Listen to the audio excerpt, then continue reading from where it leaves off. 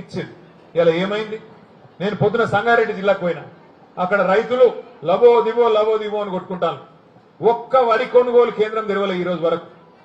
జొన్నలు కొంటలేరు, మక్కలు కొంటలేరు, శనిగలు కొంటలేరు, ఏది కొనుడు లేదు. ఏది కొంటే మళ్ళీ వాళ్ళకు మద్దతు ధర ఇవ్వాలి, బోనస్ ఇవ్వాలి. ఏది కొనకపోతే లొల్లే లేదు, ఆయనతో పోయి బ్రోకర్లకు దళారులకు అమ్ముకుంటారని ఇలా రైతులను రోడ్ల మీద పుట్లకు పుట్లు వడ్లు ఎక్కడికక్కడ వాళ్ళు పాపం కుప్పలు పోసుకొని ఎక్కడికక్కడ ఎదురు చూస్తుంటే లబో దిబోం అంటుంటే అడిగినోడు లేడు, పట్టించుకున్నోడు లేడు. నిన్న రంగారెడ్డి జిల్లాలో ఒక రైతు ఆ ఐకేపీ సెంటర్లోనే చూసి గౌరయ్య అనే రైతు ఆఖరికి వడదెబ్బకు అక్కడనే చచ్చిపోయింది. డోర్నకల్లులో వరంగల్ జిల్లాలో అక్కడ మరొక రైతు, ఆయన పేరు ఎంకన్న.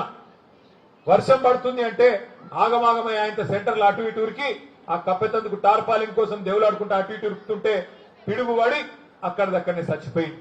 ఇలా ఒకరిద్దరు కాదు, కాంగ్రెస్ గవర్నమెంట్ వచ్చినాక 1000 మంది రైతులు ఇప్పటి వరకు చచ్చిపోయిన వాళ్ళు. కనీసం రైతు బంధు దిక్కు లేదు, సస్తే రైతు బీమా లేదు, పంటలు కొనేటోడు లేదు, మద్దతు ధర ఇచ్చేటోడు లేడు, టైంకు ఆఖరికి యూరియా కూడా దొరకలేదు. ఇలా యూరియా కోసం కూడా యుద్ధాలు చేసే పరిస్థితి వచ్చింది మళ్ళా తెలంగాణలో. ఎండాకాలం అయితే కరెంటు కూడా సక్కగిచ్చే ముఖం లేదు.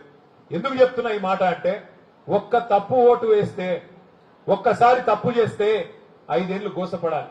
కేసీఆర్ గారు చెప్పిండు మనకు, మోసపోతే గోసపడతారు, ఆగం కాకుండ్రి రైతు సోదరులారా, రైతు బిడ్డలారా, ఆగం కాకుండ్రి. కాంగ్రెస్ కొత్తది కాదు, బీజేపీ కొత్తది కాదు, 50 ఏళ్లకెళ్ళి చూస్తున్నాం వీళ్ళను.